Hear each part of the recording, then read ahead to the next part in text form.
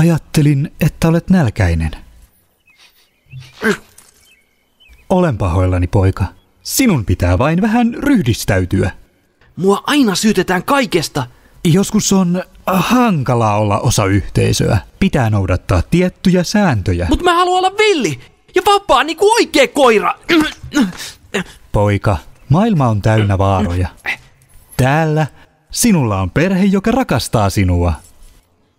Niin kauan kun teen mitä käsket. Isä, musta tuntuu, että mä en kuulu tänne. Eikö susta ikinä tuntunut siltä? Olin juuri samanlainen sinun iässäsi.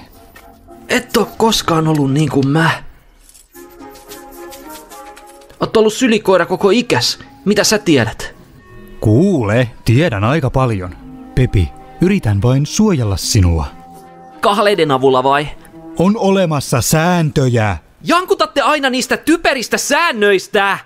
Älä tee sitä, älä tee tätä. Mitä hyötyä on hampaista ja kynsistä, jos niitä ei voi käyttää? Au! Lopeta ulvonta! En voi mitään, isä. Kulkukoirat ulvovat kuuta. Tässä perheessä ei kulkukoiria suvaita.